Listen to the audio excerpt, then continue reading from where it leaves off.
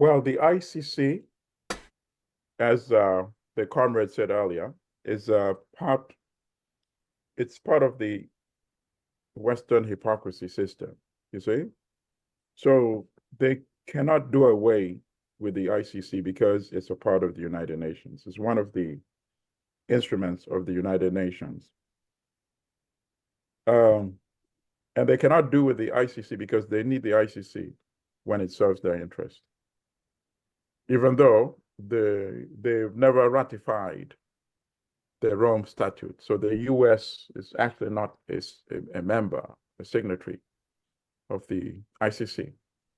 But the US only denounces the ICC whenever it directs its attention to what the US sees as its interest, right?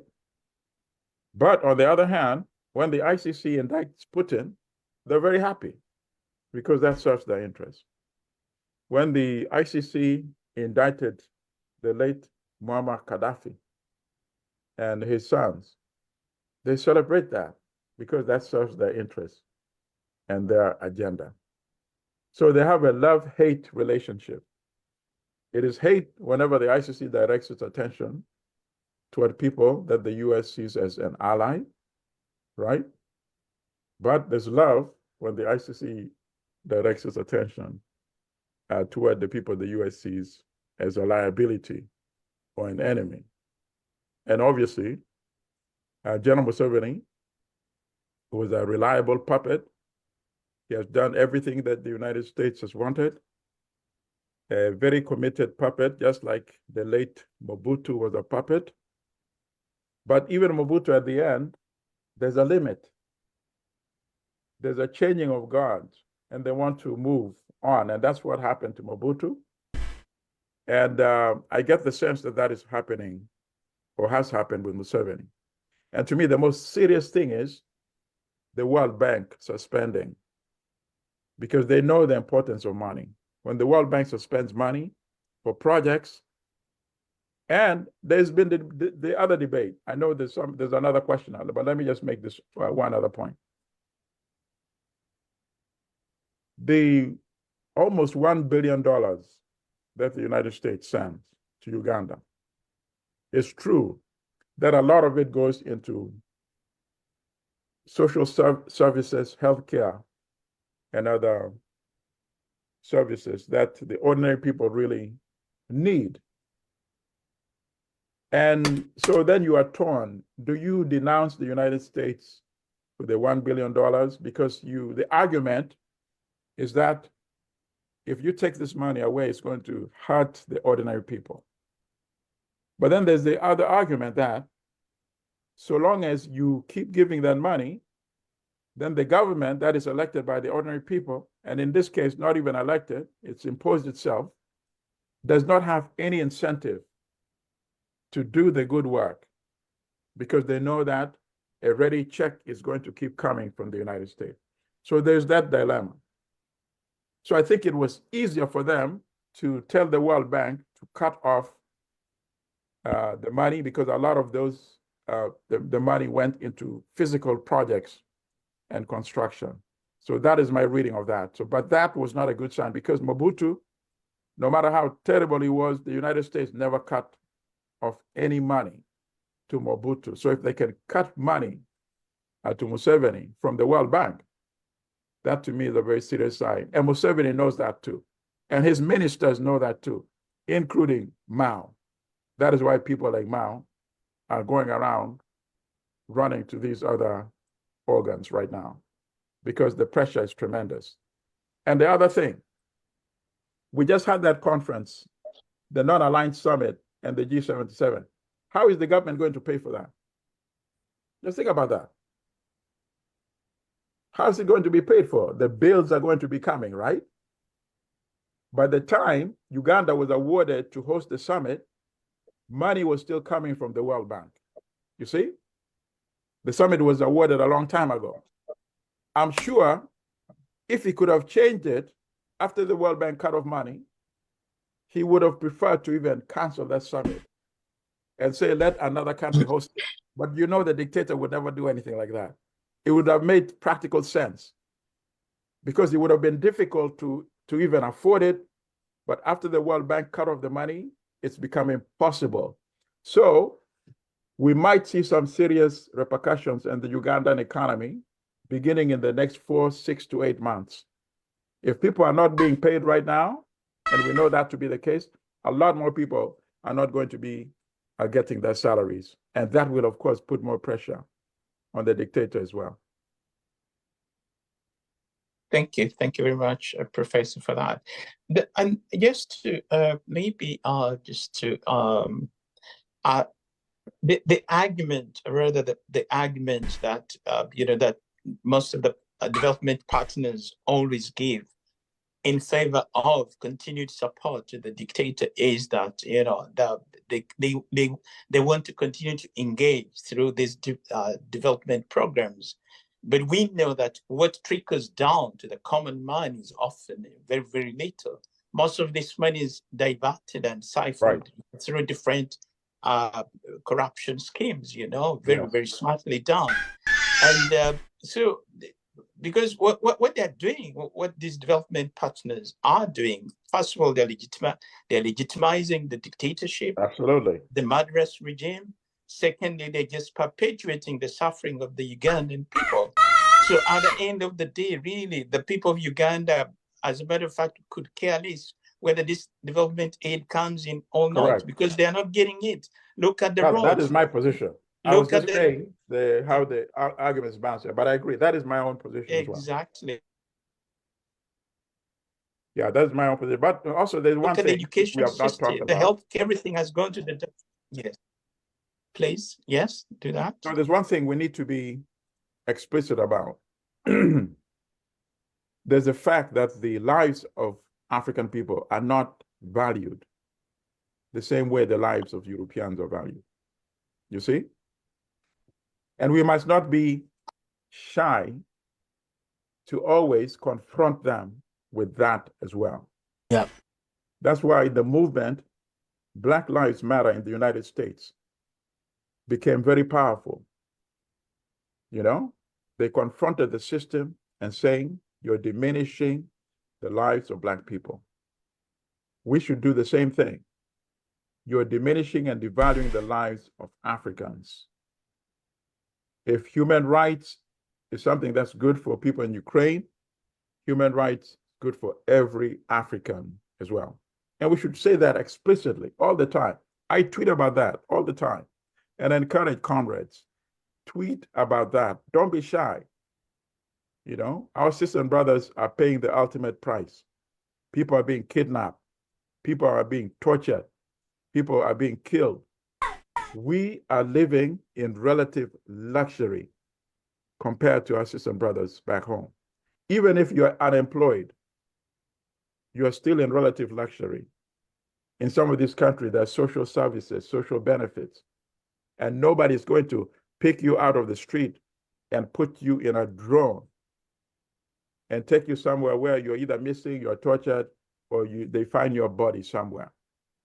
You know, so I say all this to say that let's not mince words. Let's not be shy about confronting these governments that support the dictatorship in Uganda. I live in New York City, and it takes at least 6 hours to travel to Washington, D.C. But I've been there multiple times for protests because it's a very small price to pay compared to the way our sisters and brothers are suffering in Uganda. Thank you very much. I really think that is where I was driving to, and you've hit it on the nail on the head. Thank you very much. Let's take the next. How much time do we have with you, Professor? Can we take? I can stay till for 16 more minutes. That would be 10:30 my time. Great. So let me take the three. Let me take the three hands, and then yes, Fred, please unmute and ask your question. Thank you.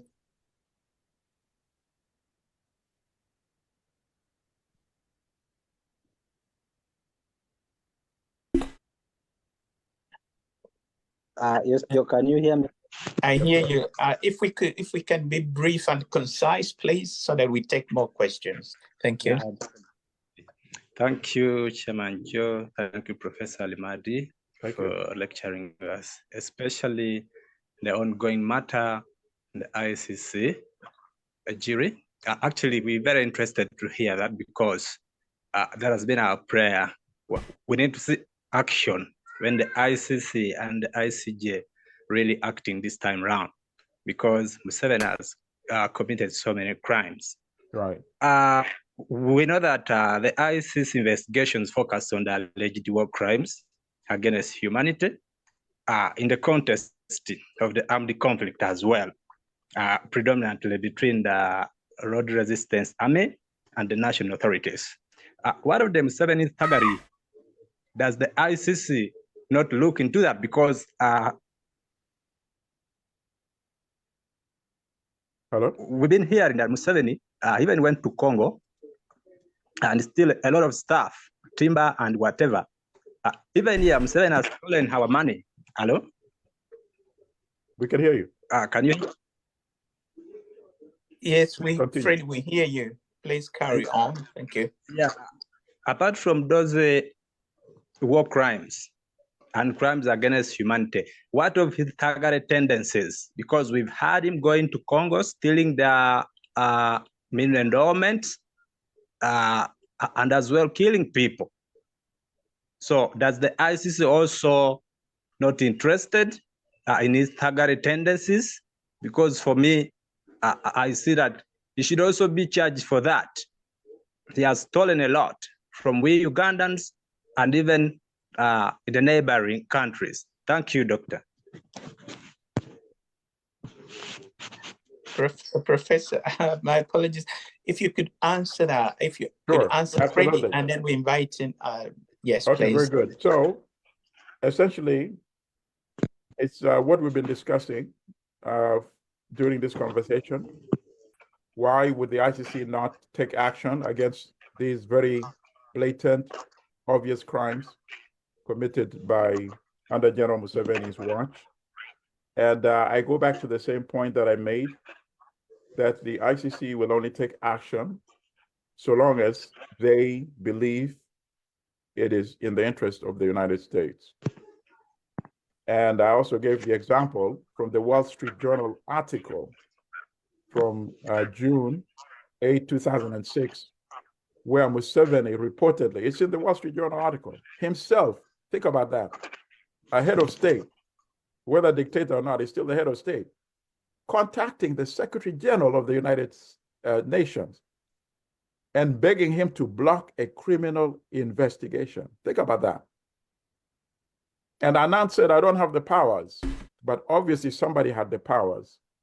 And that was a permanent member of Security Council, the United States. So that was then. So my own view is that things have changed dramatically. I do not believe that at this time, as we speak, the United States would again block an indictment or investigation and even a potential trial of Museveni or Muhoozi. And that is why I suspect Minister Ma was there trying to offer a deal. It's not illegal to offer a deal. It's not unethical either. It's wrong for us who want total justice. But I can see him coming there and seeing, maybe he knows the indictment has already been returned, or maybe suspects there's a strong likelihood the indictment will be returned. So he can say, Mr. Prosecutor, we would be willing to have these officers arrested, so and so and so and so. And he can couch it whichever way he wants to say. He can say they were directly responsible for these orders. The General Museveni was not aware of it, blah, blah, blah, whatever nonsense. He's not going to come there and say Museveni was also a part of the crime. But please don't indict him. Indict these. He would have a rationale. He would say there was a breakdown in the chain of command. The president was not aware of this, and that's how it ended up. So please, we are willing to have these arrested. And, you know, politics also works in the justice system. Under that kind of consideration, I can see the prosecutor possibly accepting that deal. Of course, we don't want that deal. We want the commander-in-chief himself to be indicted. But I'm just drawing a scenario of what might have happened. I don't have the facts.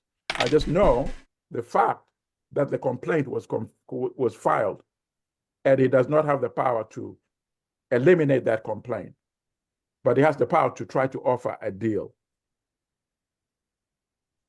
Thank you very much. Thank you very much, Professor. May I, at this juncture, first of all, recognize the presence of Dr. Zedriga. Dr. Zedriga, I'm unmuting you, please. Let me see. Yeah, trying to unmute you. Yes, comrade. Welcome to my sister. Doctor is co-host. She can actually unmute herself. Okay. Yes. It's happening. Well, I'm trying. Let me see. My sister, I'm trying again. Let me see. Are they blocking her in Uganda? But yeah, she has dropped. No, okay. And what happened? Oh, the connection was lost? Probably, yeah, I suspect you're right. I think it's a connection that might be faulty. Yeah, I guess we should get her on. I think Mimi had a question in the meantime. Yeah, Mimi, in the meantime, could you ask your question, please? No, actually, kind of, Doctor answered it. I was going to say that I in my last submission, I think I forgot about the NAM thing, but I think he's just there to clean up image. And him being a leader, he has to really start cleaning up his image. But also the other thing, Doctor, what can we do? Milton, because you're not Doctor. No, call me Milton. Yeah. Okay, Milton, I'm so used to, giving respect to people, but we're all comrades. I know, but we are about Africa. He's sending people around Africa, trying to. And the one thing that really hurt me, even if this guy is a military man, but I think he's more of democratic, and I'm thinking he's gonna be tainted. This guy in Burkina Faso, that guy who's working so hard to improve his country, and he sent there this, this son of his. So what can we do? Because we are missing very many opportunities bringing these African countries into our bucket. Yes. So what can we do? I'm glad you asked that. We have to counter that propaganda with the truth. So, for example, when he makes a video, and this is what the dictator has done, talking about how Pan-African he is, I countered that video by reminding people that this is the same person who told an American magazine, Atlantic Monthly, that I've never blamed the white man for taking Africans into slavery. I've never blamed the white man for colonizing Africa. If you're stupid, you must be taken as slave. He said this in black and white. So I sent the link to that magazine article, and I make sure that I target to the people that he's trying to spread his propaganda. So, for example, I was not aware of this visit to Burkina Faso by the son. So when I get off, that's one of the things that I'm going to go and tweet. I don't just say it, but I provide the evidence because it sounds so unbelievable. How could a so-called African leader say that if you're stupid, you should be taken as slave? I've never blamed you for colonizing Africa. Think about that. So when you reveal this, make sure you also include the link that somebody can click and it will take them to this American magazine. And that undermines his credibility severely. We counter him, his propaganda, with facts. I'll give you another example. And I'm sure it was not a coincidence. Obviously, I was appalled when he was invited with the other African presidents to go to the White House for the US-Africa Summit. So I was sending information to the State Department, to the White House. I'm not getting any response. I'm saying he's a genocidal killer. He's invaded neighboring countries. He stole the election. He's corrupt. I was sending all of the information. And then I realized something that they would have to respond to. The statement I just told you right now. Because in the US, as you know, the Black vote is very important to whoever gets elected president. Because when the votes are very close to on one side, Republicans, Democrats, whether the vote that is remaining is 5% or 10% or 15%, if people come out in high numbers, is going to decide who wins. So the Black vote is very important. So the African-American constituency is very important in this country. So I sent an email with a letter with the link to that quote. And I said, how could President Biden invite somebody who said, if you're stupid, you should be taken into slavery, to the White House, given the destruction and the pain of slavery in this country? I got a response from both the State Department and the White House in writing, and we did a story about it, condemning the statement and when Museveni was there for the White House dinner, Biden spoke about the pain of slavery. I'm almost convinced that was not in his original intended remarks until we confronted them about inviting Museveni after he made these comments about slavery. You see? So if we do strategic intervention, we can always have impact. I think there was another question. Yes, one that more it? question. Yes. There Okay, is. great. I think the other question was, I think I answered that though. I think the ICC really will do what the United States wants it to do. And in this respect, it's a good sign for us that the relationship between the US and Museveni's regime is no longer like this. And let's make sure we keep it, ripping even further by supplying them as much information as possible with the atrocities that are still being committed by General Museveni. Thank you very much, Professor. By the way, and for your information, the dictator has not stopped that narrative about African chiefs. He always likes to rumble about the 600 years history, African history, when the chiefs were not united, when they were disorganized, using primitive tools. He still blames it on them for the and when he started doing that? He started doing that after he started widely disseminating his statement. Yes. His statement that he made in the American magazine. The dictator is still doing that. Yeah. So in fact, he's worse than those chiefs that he's condemning, because he himself has killed so many Africans personally in Uganda, in Rwanda, in Congo, in South Sudan. So he's actually 100 times worse than any of the worst chiefs from back in the day. Thank you so much. Yes, Comrade Iga, please, and me. I think, okay, Dr. Zedriga, you are here now. Please, if you could take the mic. we should get the sister then. And unfortunately, I can stay for only 5 more minutes, comrades, because I have another show that is already waiting, actually. All right, Oh, we appreciate. Dr. Zedriga Ngonio, please, you're very welcome. Rio. Thank you so much. Thank you. The commander-in-chief. Yes, I am so sorry. I dropped off at some point. Yes, I dropped off at some point because I got a call from the SG and then it dropped. I read about, but thank you so much for that very enlightening presentation.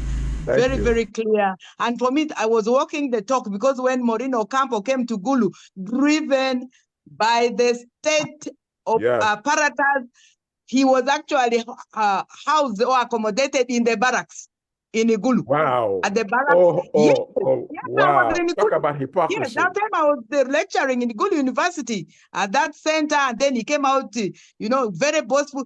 you could see, we could feel that he was partial. He really was partial. But having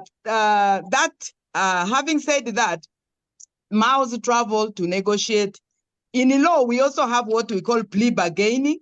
But of course, we cannot bargain over such horrific, massive criminal acts. I agree with you, sister. Yeah, you can't.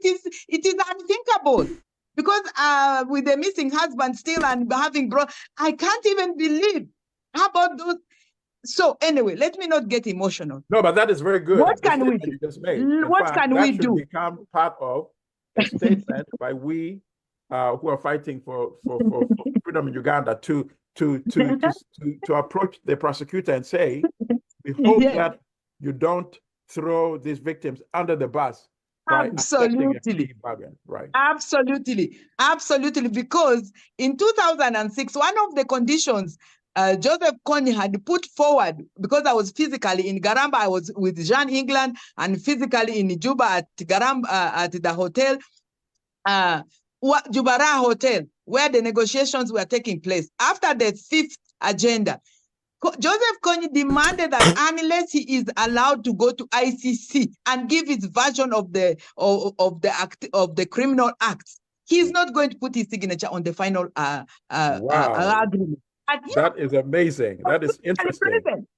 I was very, very physically present. And when you did remind us that actually LRA is a product of Museveni, now he has gone to ADF. I totally agree, because when we went to Garamba, there were schools, there were boreholes, there were plastic chairs. Who supplies all those things? Okay.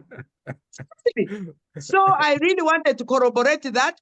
And then also to finally say, we must continue with the pressure. We must continue with the organizing. And also, what else can we do? ICC has what we call the Victims Fund. It should be, we should actually be able to look at where is their office here, the Victims Support Fund, because there's funding for it, where we could actually be organizing with the victims whom we actually know, and even the witness protection. We need to be looking at, are they doing it right, or are they just driving around with their big cars? And then finally, what else, apart from protests, what else can we organize? Tweet, speak out, record yourselves, and send it. Tag everybody, do whatever you can do to let them know we are watching, to let them know we are really angry, to let them know that justice has been delayed since 2006. Now is the timing, and we need to make sure that it is not delayed anymore. We must continue to pick up. Thank you so much, Dorcas. Thank you so much, Professor Alimadi. Thank you so much, everybody. And Orio, indeed. I totally cannot wait. Sister, before you go, let me just add one other thing. Ocampo has been very remorseful in more recent years about the position that he took at that time. Now he regrets that he actually protected Dictator Museveni, if you see some of the more recent statements.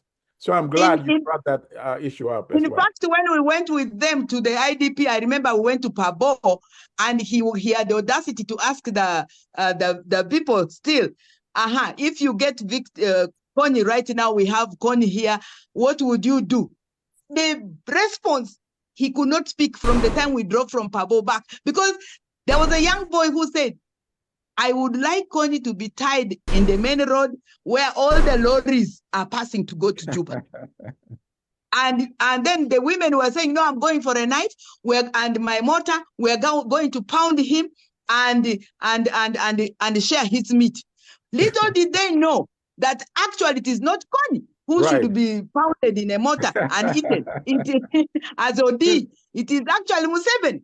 So we need to continue to reclaim and speak out this narrative. Thank you very, very much. Thank you, sister. So, Sister Dorcas, comrades, I'm actually a little late for my other presentation. You'll have to excuse me, but I'm happy to come back anytime. Thank you. Thank you so much, Professor. Mr. Kato, just seconds and Professor is going. Thank you. Thank you. Thank you very much. Bye-bye. Bye. Yes, Kato.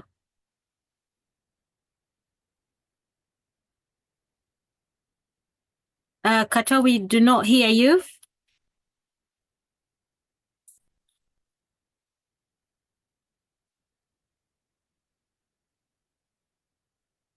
What has happened to your mic? Okay, I don't know. Godfrey, please do come in. Thank you. Yeah, thank you very much, Doctor. Good evening, good afternoon to everyone on the Zoom.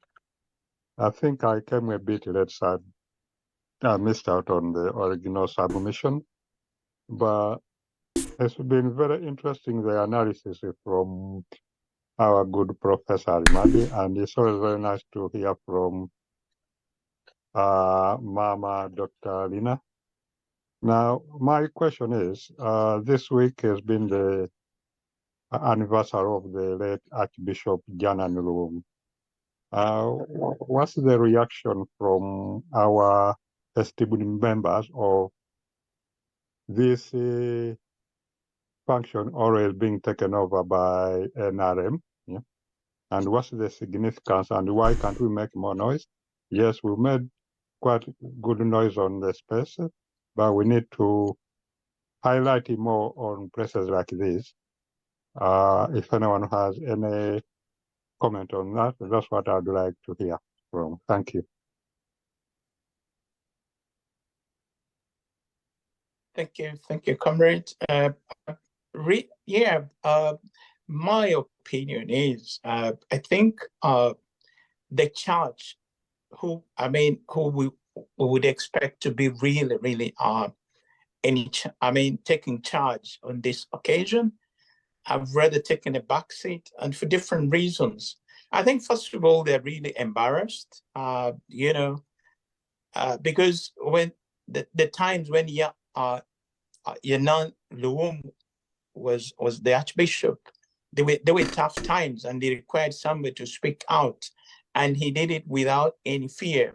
So currently, I think the situation is even worse. But what are we seeing? We are seeing people who should really be what we call the gadfly of society, the conscience of society, who should be speaking out. Instead, they are taking envelopes.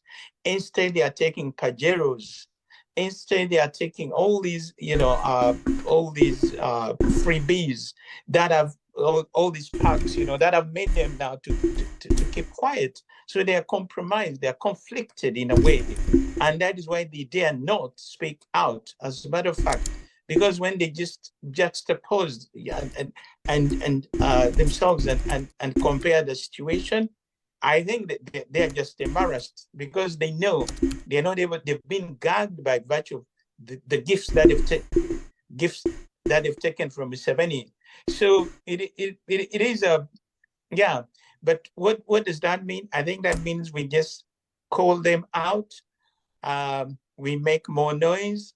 We embarrass them, and we tell them off, and we call them out, because they should be speaking out for the common man, for the voiceless, for the downtrodden, for the oppressed. Instead, they've chosen to dine with the oppressor, which is really concerning, ladies and gentlemen. So I think that is the situation. And to be honest, what can they say? Because they are they're appendages of the system that is oppressing the people, and that is torturing the people, that is brutalizing the people. So honestly, they don't have much to say. So they would rather be comfortable, watching the regime take over. And I think the reason why the regime takes over the event is to control the narrative, to say the things that they want to say, and to stop us from saying things that they don't want to hear, and things that most likely resonate with the people. So, ladies and gentlemen, we're drawing to a close. Please ask for the mic and give us your views. Kato, here you are. He went off. I see you have the mic now. You're a co-host. I'm unmuting you. Thank you. Over to you, comrade. Thank you. I just wanted to first say thank you to, when you sit among elders and then you begin hearing, and they don't go wrong. And we have missed these opportunities where we sit among elders, and to have our elder Dr. Milton there, Professor, speaking, and then Mama comes with another evidence. And you know, many people, especially people from northern Uganda, we have been lied to for long. We have been lied for a very long time. And one of the things that you know, the legacy, when Obote they moved into a rural area, when they were chest flashing of Amin's soldiers. But many people have blamed Obote for the killings in Arua, in Koboko, those areas where Amin was. But you ask yourself, who was the interim Minister of Defense? It was Museveni. And what he does is basically he makes sure he does tarnish your name properly. And the same thing, the trend started, and then in Luero, the same thing happened. And now we are in Gulo. So everything pieces together, everything. And actually, there's a video that has been going about their 50-year plan, where they just wanted, basically, any region will not develop. I was talking to somebody yesterday about the places from Arua. I was asked, we had one of the best buses called Gaga, owned by somebody from Arua, and we had another bus called owned by KTT, owned by a prominent person from Arua, and all those buses are basically gone. And you ask yourself, why? What is it that they hate Uganda so much that they don't want other regions to develop? Everybody has to be under themselves, or they are slaves. And that is what really pains me. And I just want to say thank you so much, Mama, if you're still there listening, for bringing that up. I'm piecing all those things together and actually trying to tell our people, you're being lied to. You're being lied to. You need to rise up. You need to stand up and say, this is not how we should be. This is how we should be. And thank you. So I've now seen Dr. James's hands up. So I'm sure he's going to even give us more fire. Thank you. Thank you. Thank you very much, Comrade Kato. Again, yes, there is a plan to impoverish Ugandans, and this is deliberate, and it has been taking, the focus was initially around the central region, but now that they've finished, they are spreading it outside, you know. And what do? As they finish, the indigenous businessmen, the indigenous wealth creators, they bring in these aliens, you know, who are now who are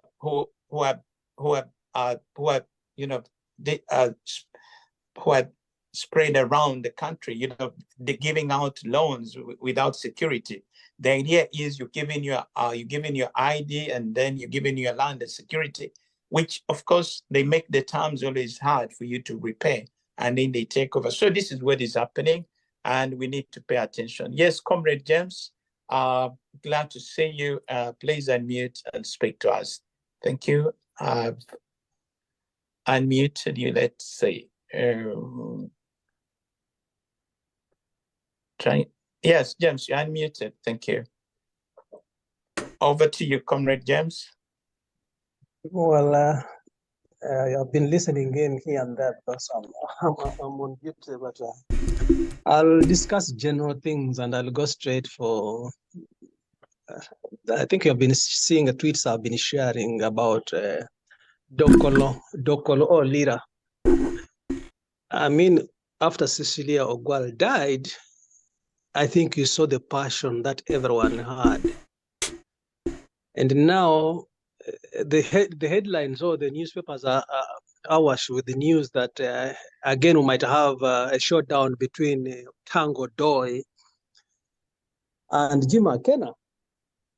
I just made a simple tweet, and I think I have shared it with you there. I'm like, now, actually, even people of Tororo, as I speak, they are contributing. I'm going to share, they are contributing to build a road by themselves, Nakongera Road.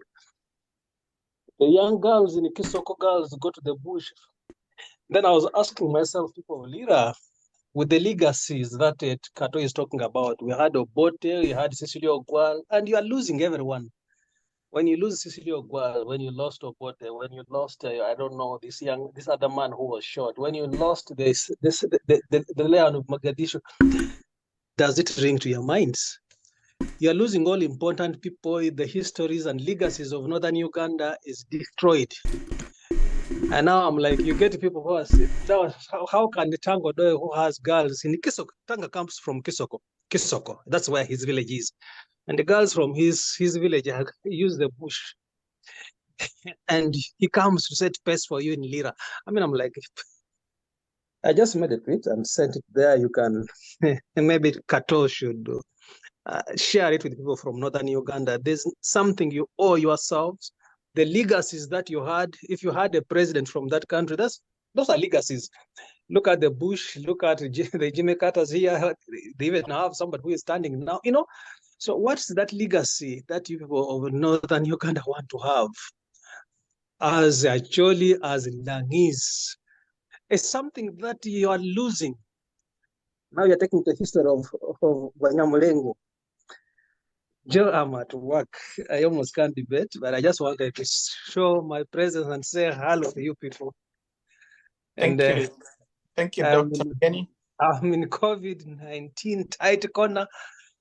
So. All right. Thank you. Thank you. A good point. A good point. Again, we lack people with vision. We lack people who are patriotic. We lack people who are serious. But maybe I'll give it a different spin. I think, you know, from my perspective, yes, Cecilia Ogwal was an icon. She was a luminary. She did a lot. But I don't like this idea of monarchies, you know, families now, because Cecilia Ogwal was an icon, therefore her family now must inherit that seat. I really don't like that notion. I really think we need to have a discussion. Yes, let her daughter contest as anybody else, but it shouldn't stop other people from contesting. We see this happening all the time. You know, one of the people dies, you know, it is always like their next of kin to inherit that constituency. I find that objectionable, ladies and gentlemen. I think even in the new Uganda, we should shift away from that. But right now, that idea that, you know, yes, Cecilia Ogwal has died, so her daughter or her son must inherit the seat. I find it, I don't endorse that thought. We saw this when the speaker died, his son inherited the seat. So I really think we should have that discussion and say if this will have merits or demerits to do that, or if anyone else can be allowed to contest. Yes, James is back. Okay, let's Prescovia. Maybe that's the old hand. Can we take Prescovia and then we shall go back to James? Maybe he wants to. Prescovia, I'm unmuting you. Thank you. You're unmuted. Speak to us, please. Thank you. Yes, it has been a while. I've been down. You can hear my voice, but thank you so much for the resilience. Everybody for showing up everywhere whenever you're called upon. I know it is each and everyone's responsibility as a country. When you talk about inheritance, this thing started up, I don't know who was that first, and it was okayed. It was okayed. After all, the father's been serving us. After all, has been doing good. I think it started, was it with Nevanda, if I remember very well. Of course, by then, most of us weren't too much into knowing how our country should run, and we took it lightly, and it continued on and on and on and on and on. that up to now it is inheritance, and right now we have it in our parliament that the son of a dictator should be the one to inherit. Do you know why that is going to come up like that? Because each MP who passes on, hey ladies, each if the father was like this, why not? Why not the son? Why not the daughter? And it was okay. At a certain time, it is going to be hard for Ugandans. Right now, you have the son is there. And like, no, this is not an inheritance. This is not a monarchy. Yes, it is a monarchy because you accommodated it. Right now, you can't have something very important going on in the country unless son said what and what. Now, back to the so-called negotiations. It is very sad that the people we thought knew what the country needed and they were there from time memorial, like a gentleman, Norbert Mao, during the Con saga. He was there. When you see the documentary, he was there. That right now he has forgotten what the people of northern Uganda went through under him, and he knows who was behind it. That right now he's the one who's sitting to the table to negotiate for the dictator. This is very sad, and my fellow countrymen, these are the people who do not need us to, like, if to hit on the head, we should, because it shouldn't be Norbert Mao, whom everybody, they call him the Oracle of where? If you know, I'm not so much into that, but if we see Norbert Mao, Tango Doi, name them all, where are we heading to? Now, again, to our elites in the country, stop sitting on TVs and you think you nail it, yet the country is going to the trench. The country is going to the trench because we are used of seeing today eat, tomorrow will care for itself. The country is going, and we are watching, and we have contributed 99%. Let us stop sleeping. We are going to cry hard, but very unfortunate that none of us will be there telling them, you saw this coming and you participated to it. 2026, we don't want to talk about this, but it is coming. And now this so-called negotiation, thank you, Dr. Almadi and Mama Zedriga, for coming up. But I wish other people can see what you're seeing. And I'm sure most of us who was here are seeing what the country is heading to. If others can borrow a leaf, just something tiny like this, and change that brain of theirs that thinks that the country is okay. Thank you so much for the opportunity. I beg to submit. Thank you very much, Comrade Prosco. All right, Kali. Vunanzibwa angokola kituteekeddwa okukola okutereeza eggwanga lino. Ne bali bamusiga nsimbi abateeka Museveni, World Bank, America, Europe, bamuteekamu ensimbi bajja okufuna okuswala. Beyongera okuswala buli kadde wenga bamusalako ensimbi. Nabo nga bamusalako ensimbi, no way. Gavumenti ebeegwa. Kuba bajja kwata na ssente zidduka ya gavumenti, ate na